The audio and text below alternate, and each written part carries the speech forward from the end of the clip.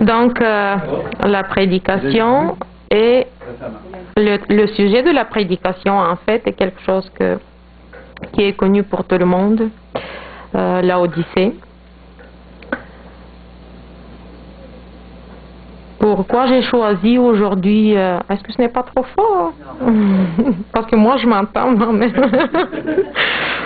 Ok, donc pourquoi j'ai choisi ce titre? Parce que j'ai été touchée d'une prédication d'un pasteur qui a fait une présentation sur les 7 églises, les 7 périodes de l'église en fait. Et j'ai décidé de reprendre sa dernière partie de sa prédication, certaines choses qui m'ont touchée principalement, que j'aimerais partager avec vous. J'aimerais mentionner aussi son nom et je vous suggère à tous vous qui avez la possibilité de le regarder. Son nom est Walter Veith. C'est une personne qui est née en Afrique du Sud, si je ne me trompe pas, mais ses origines viennent de l'Allemagne. Ses parents proviennent de là-bas. Il a grandi en Afrique, mais présentement, il était un évangélisateur partout au monde.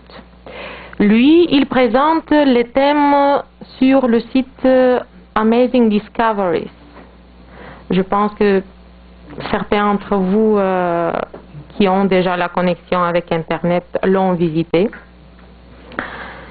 Et il y a des thèmes qui sont très intéressants. Si vous avez la possibilité, vous pouvez les regarder, sauf qu'il y a un petit problème pour les gens qui ne savent pas l'anglais, parce que tout est en anglais, mais je sais que la plupart de vous, au moins, se débrouillent. Pas tout le monde peut-être, mais au moins nous pouvons se débrouiller. Donc nous savons que l'histoire de l'Église est divisée en 7 périodes de cette Église. Puis la première période, c'est Éphèse. Entre parenthèses, j'ai mis les années pendant laquelle chaque période de cette Église a duré. L'année 43 jusqu'à l'année 100 après Jésus-Christ, c'est la première période. Puis Smyrne, de l'année 100 jusqu'à 313. Puis Pergame, Thyatire, Sardis, Sardes. Philadelphie et Laodicée, de 1844 jusqu'à la fin.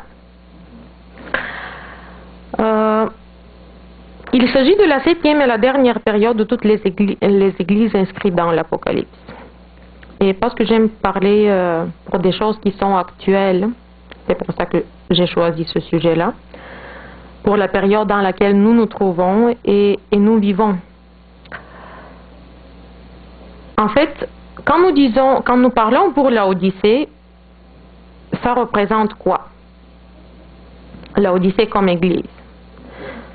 C'est nous avec vous.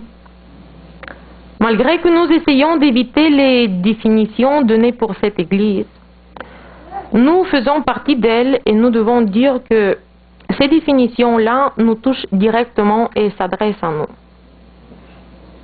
Donc ce serait mieux si nous écoutons ce que la parole de Dieu a à nous dire. La ville de Laodicée fut construite par Antioche. Son nom signifie, comme la plupart d'entre vous le savent déjà, je vous interroge, c'est quoi? Peuple de jugement ou le jugement des nations. Lorsqu'Antioche nomme la ville, il la baptise au nom de son épouse, qui s'appelle Laodicée aussi.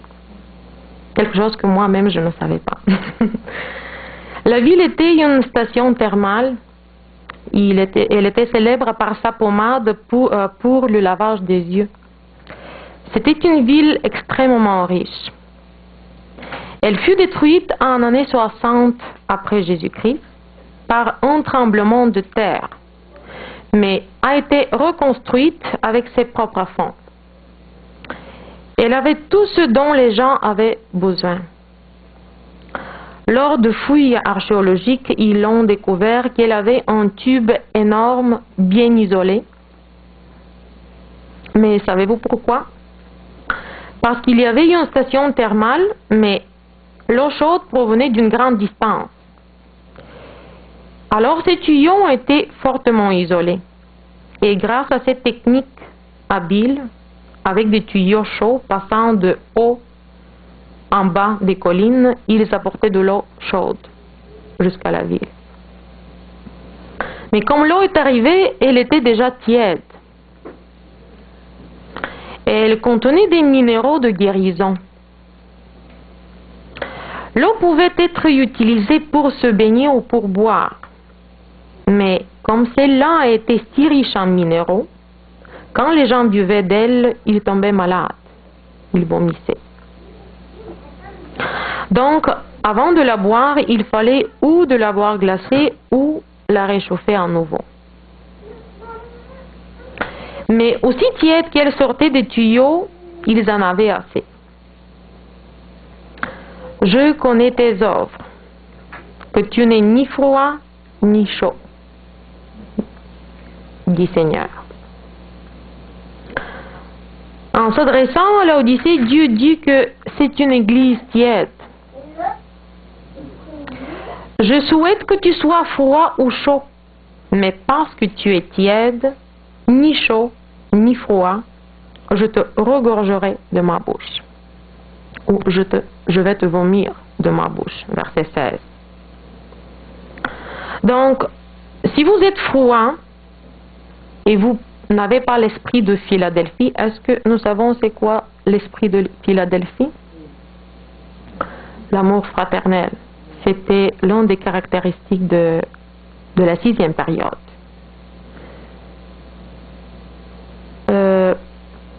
Si vous êtes froid et vous n'avez pas l'esprit de Philadelphie dans votre cœur, vous ne serez pas lâché, quand même. Mais si vous êtes tiède, vous serez vomi, regorgé et lâché. Car pour Dieu, il serait mieux si vous n'êtes pas du tout intéressé que si vous faites semblant d'être intéressé. Quel type de chrétien Dieu veut? Des chrétiens chauds, c'est ça. Mais qu'est-ce que cela signifie d'être chaud? Ce n'est pas clair aujourd'hui qu'est-ce que cela signifie d'être chaud. Il y a tellement de gens dans ma religion qui croient qu'ils sont chauds et qui critiquent ceux qui sont tièdes. Ou pire, qui sont froids. Ainsi, parce que tu es tiède, ni chaud, ni froid, je te regorgerai de ma bouche, dit Seigneur. Qui est tiède?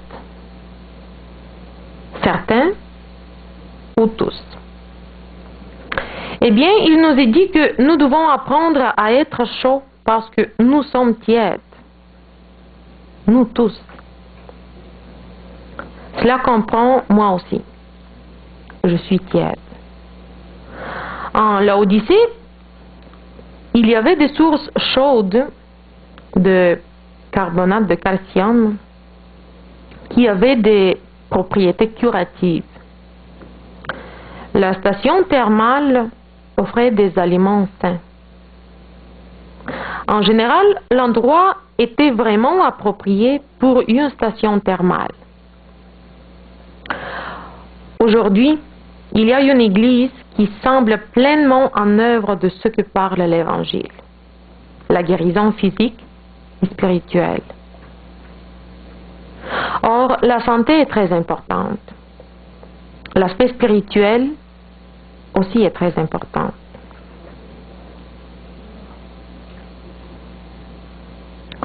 Parce que tu dis, je suis riche, je me suis enrichi et je n'ai besoin de rien.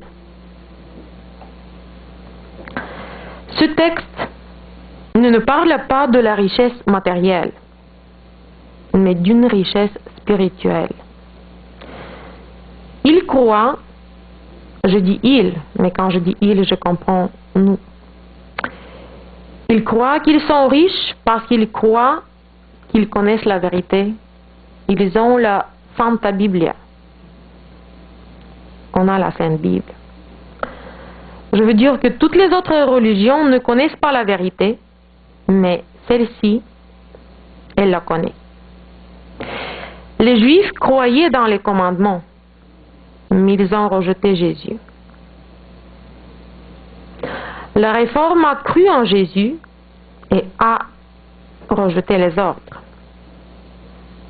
Mais cette Église, elle croit en Jésus et croit que la conséquence de la grâce salvatrice de Jésus est de nous donner les forces nécessaires pour garder les commandements. Super. Ça, c'est la vérité. Je n'ai besoin de rien. Et parce que tu ne sais pas que tu es malheureux, misérable, pauvre, aveugle et nu.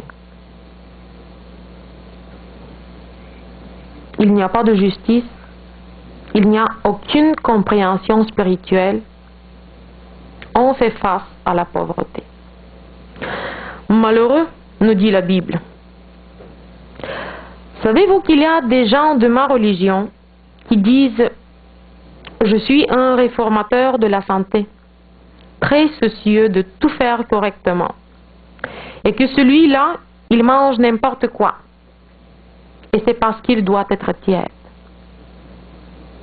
Mais moi, je suis chaud. Est-ce que c'est pour cela que la Bible parle? Il y a des gens dans l'Église qui disent « Je comprends bien la justification par la foi. Je sais et j'accepte le message de 1888 et le message de la justification par la foi. » Mais ce frère-là ou cette sœur en arrière, elle ne comprend pas. Il y a deux groupes de personnes qui parlent à l'école du sabbat ou à l'église. Les uns se tiennent là en essayant de plaire à Dieu par l'observance des commandements. Les autres sont là parce qu'ils ont accepté la justification par la foi et gardent les commandements de Dieu comme une conséquence.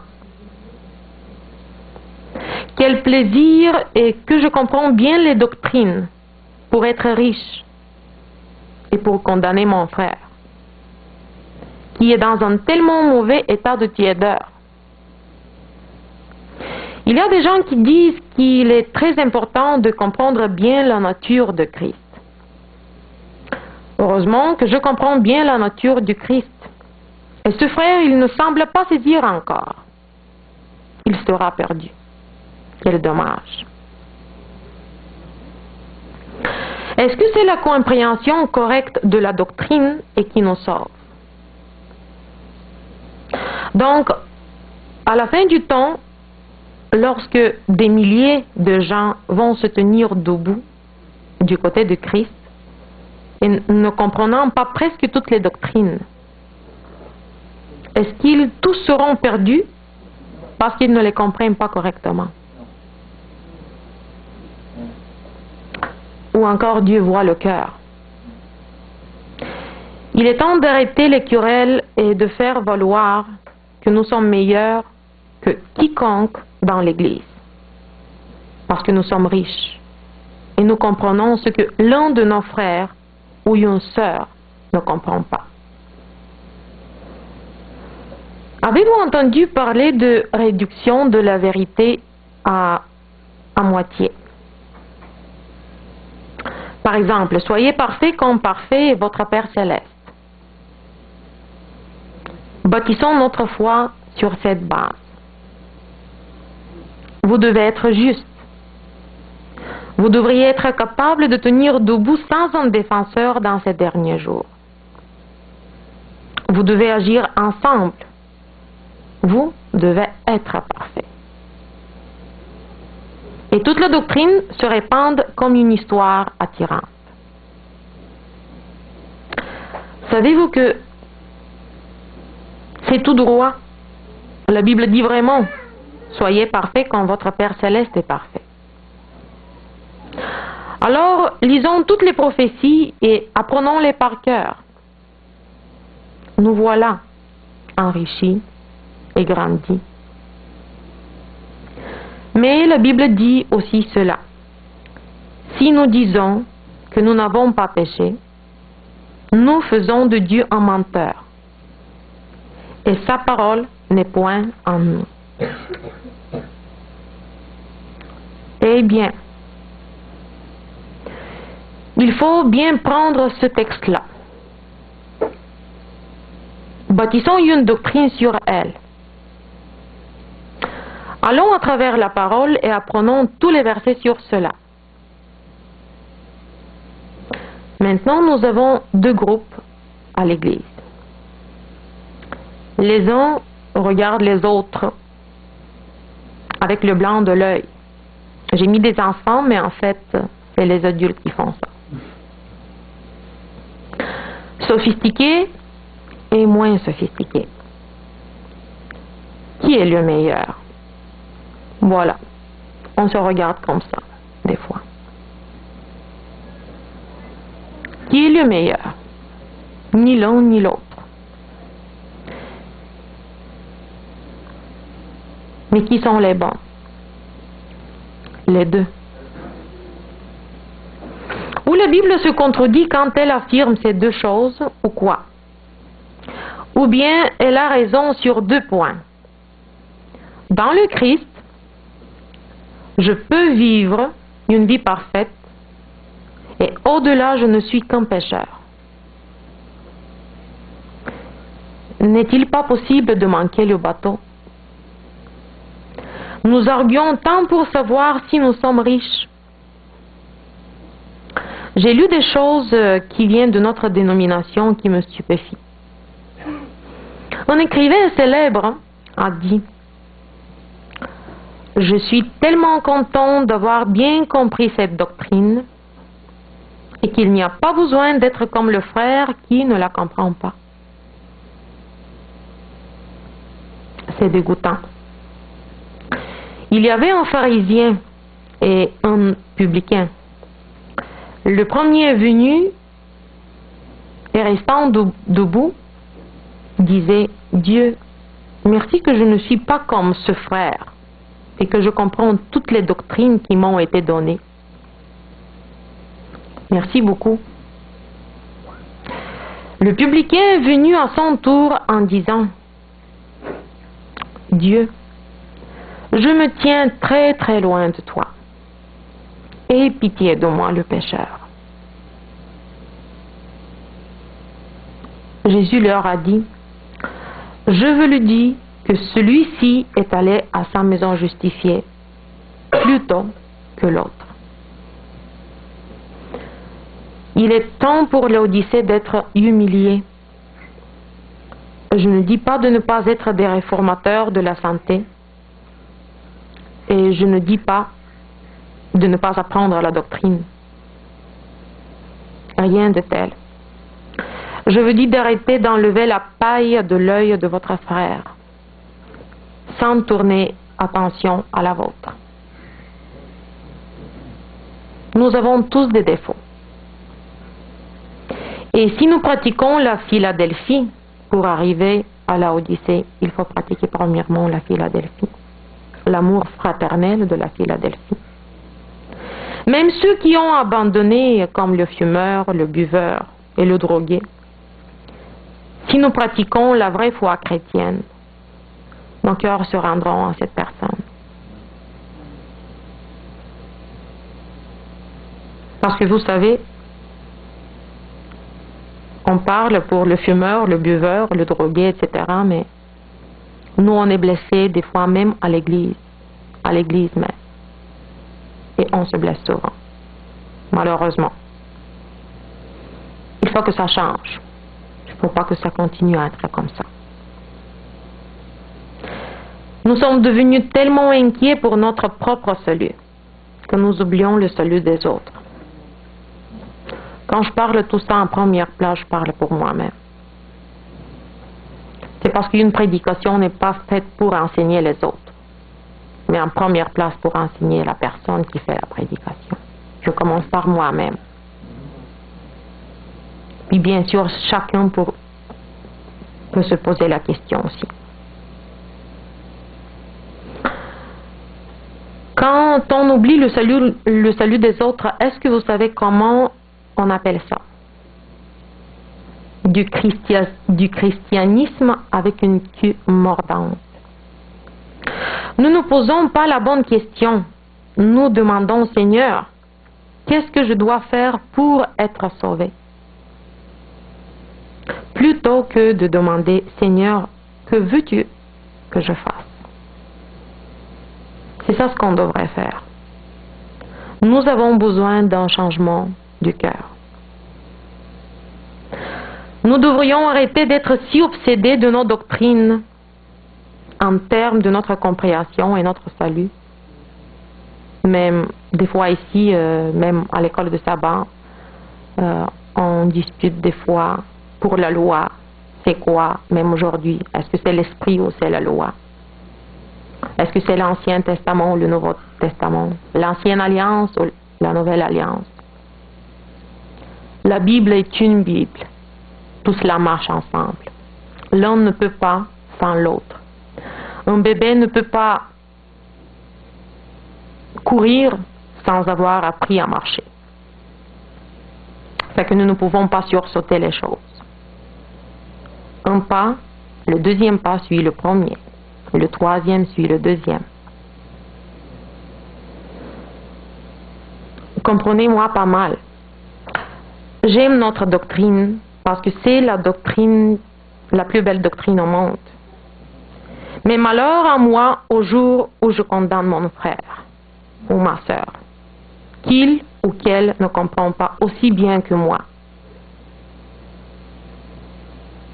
Il ne faut pas avoir la fierté spirituelle parce que nous l'avons déjà. Nous l'avons des fois. Je suis riche et je n'ai besoin de rien. Je comprends tout. Mais regarde lui, il ne comprend pas tout. Apocalypse 3, 17 nous dit, tu ne sais pas que tu es malheureux, pauvre, aveugle et nu. Le verset qu'on a lu tantôt. Nous devons avoir l'expérience de Moïse. Moïse a dit, Seigneur, retire-moi du livre de la vie, car ils doivent être sauvés. Ouvrons les portes de nos cœurs pour les pauvres, pour les personnes sans ailes ou avec des ailes brisées dans notre société. Ça, c'est une phrase de Claude, une fois qu'il a dit ici. Et c'est très bon de pouvoir saisir ça dans nos vies et de pouvoir le pratiquer.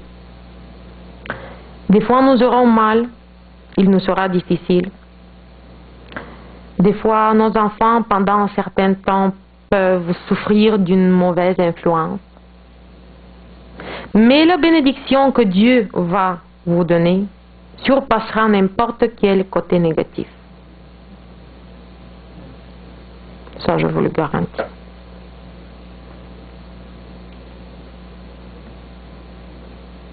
Je te conseille d'acheter de moi de l'or éprouvé par le feu. Et cet or, c'est la foi et l'amour pour s'enrichir.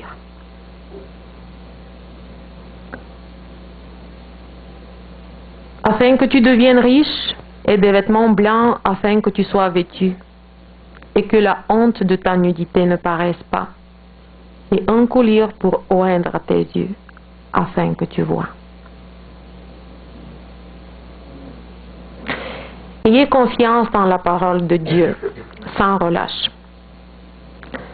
Arrêtez les litiges quant à savoir s'il était en 6 jours ou en 6 jours et demi, la création, etc. Si Dieu dit 6 jours, il nous a donné suffisamment de preuves pour y croire. Ayez confiance en ses promesses. Chaque promesse est un oui et un amen en Dieu. Afin que tu deviennes riche et afin que tu sois vêtu. Apprenez du Christ, car il est doux et humble de cœur. Et que la honte de ta nudité ne paraisse pas. Et un un collier pour oindre tes yeux afin que tu vois.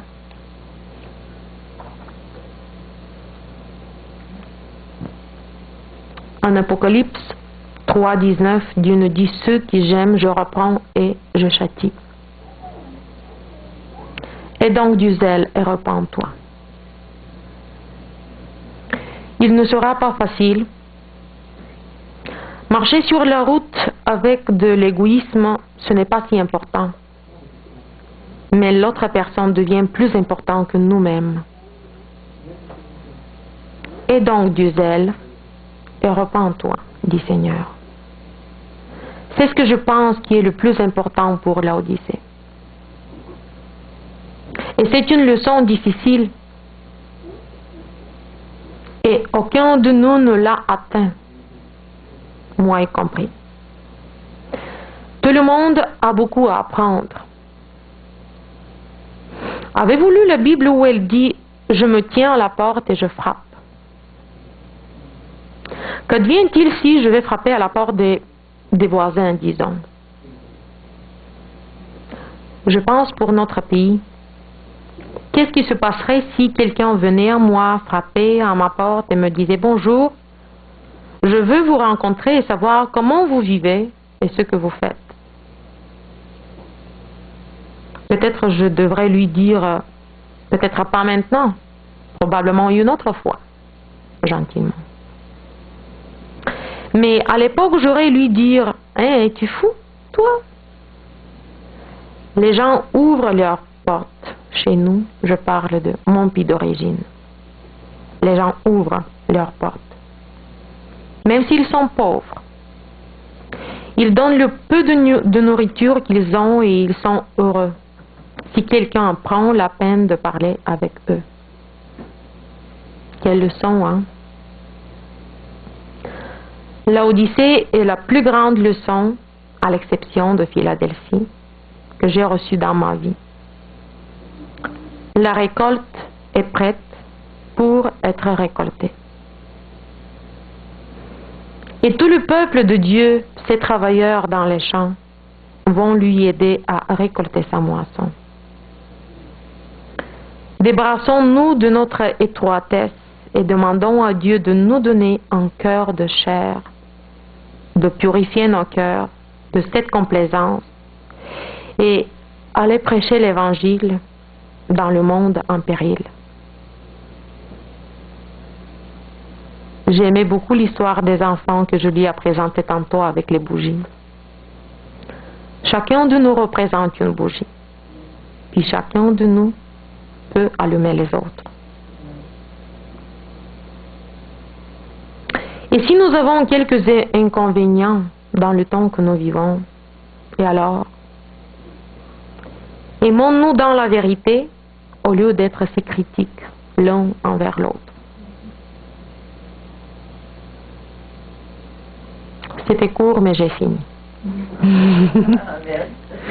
Et je vais vous prier de vous lever. On va prier avec une courte prière.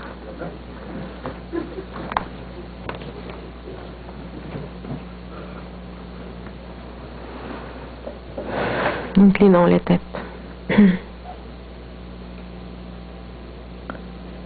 Père Céleste, merci pour la leçon magnifique sur le livre de l'Apocalypse et l'avertissement donnant aux gens sur la peine.